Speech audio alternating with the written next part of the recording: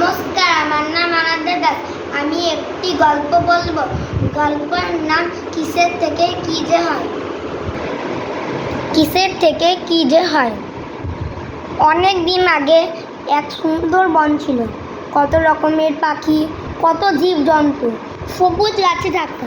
সেই বনের মধ্যে এদিকে ওদিকে কয়টি গ্রাম। সেসব গ্রামে থাকে গৃহস্থ মানুষ, চাষ করে, ফলমূল জোগাড় করে, বনের মধু খেয়ে, কাঠ কেটে বড় সুখে তাদের দিন চলে যায়। বর্ষায় তীর করে সে বয়ে চলে পাহাড়ি নদী।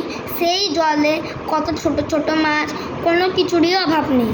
সকালে কিছু খেয়ে কিশোরী মেয়েরা বন কাটতে যায়, ফিরে আসে দুপুরে। জ্বালাবার কাঠ সবই শুকনো ডাল।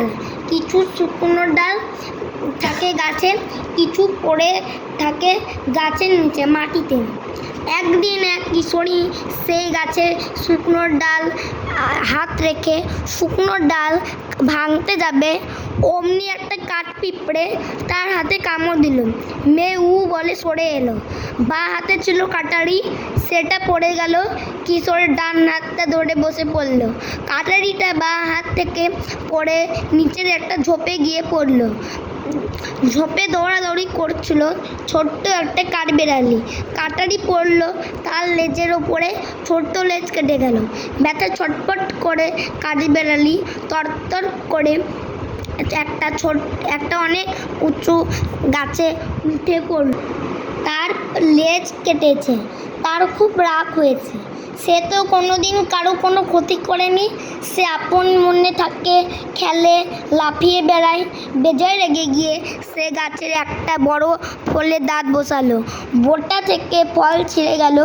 অনেক উঁচু থেকে সেটা নিচে গিয়ে পড়ল একটা হরিণের মাথায়।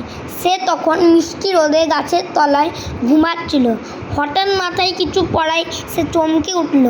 অত উঁচু থেকে পড়েছে, তার মাথায়ও লেগেছে। আবার যদি কিছু পড়ে, সে ভয় পেয়ে তীর বেগে দৌড়ে পালালো। ঝুড়ো মাটির মধ্যে ছোট্ট ছোট্ট পাখির বাসা। হরিণের ছুটে চলার পথে এরকম কিছু বাসা ছিল, পায়ের চাপে ভেঙে গেল। পাখিরা ভয় পেয়ে এদিক ওদিক উঠতে লাগলো। হায়, বাসার ছানারা বোধহয় মরে গেল, ডিমগুলো বোধহয় ভেঙে গেল। বনের মধ্যে দিশেহারা হয়ে পাখিরা উঠছে। এক গাছের নিচে দাঁড়িয়ে ছিল এক হাতি।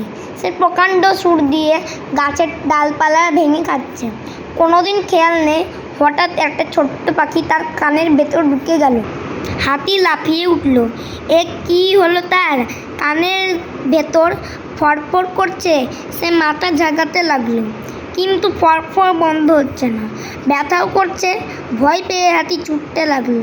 ছুটতে ছুটতে সে এসে থামলো এক চাষির ফসলের ক্ষেতে।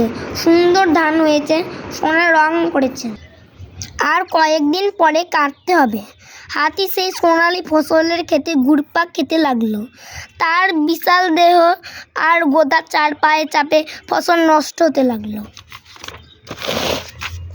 চাষি ছুটে এলো। কি করেছো হাতি?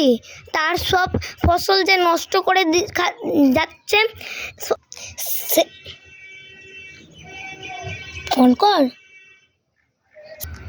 সে খাবে কি? তার পরিবারের সবাই খাবে কি? সে হাতির সামনে গিয়ে বলল, কি করেছো হাতি? আমার সব ফসল যে নষ্ট করে দিলে। কোনোদিন কোনো হাতি এমন কাজ করেনি। হাতি বলল, আমিও কোনোদিন ফসলের ক্ষেত নষ্ট করিনি, কিন্তু আমি যে আর পারছি না, আমি পাগল হয়ে যাব। আমার কানের মধ্যে যে একটা ছোট্ট পাখি ঢুকে রয়েছে, আমি কি করব? চাষি, আমার কোনো দোষ নেই, আমি সহ্য করতে পারছি না। সে কথা শুনতে পেয়ে ছোট্ট পাখি বলল, আমারও কোনো দোষ নেই, আমি কোনো কালে হাতির কানে ঢুকিনি, কিন্তু কি করব? হরিণ আমাদের বাসা ভেঙে দিল। ভয়ে উড়ে পালাতে গিয়ে না দেখে হাতির কানে ঢুকে পড়েছি, আমারও কোনো দোষ নেই। হরিণ বলল, আমারও কোনো দোষ নেই, আমি কি করব? দুষ্টু কাঠবিড়ালি উঁচু গাছ থেকে একটা ফল আমার মাথায় ফেলে দিল। খুব ব্যথা পেলাম।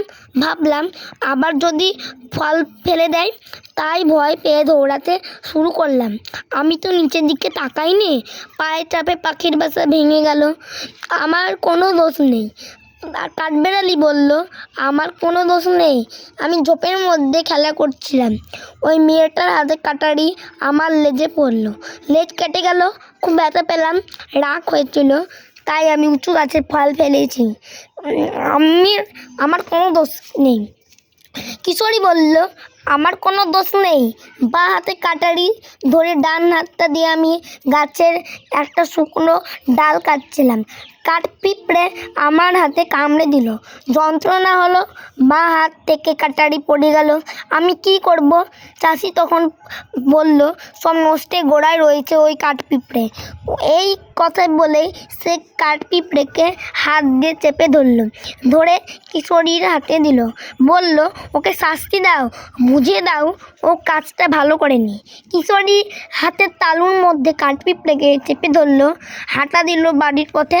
বাড়িতে এসে একটা সুতো দিয়ে কাঠপিঁপড়ে কোমরে বাঁধলো, তারপর তাকে ঝুলিয়ে রাখলো একটা ছোট্ট গাছের আর কোমরে সুতো বেঁধে কাঠপিঁপড়েকে ঝুলে রেখেছিল বলে সেই দিন থেকে কাঠপিঁপড়ের মাঝখানে পেটটা অমন সরু হয়ে গেল।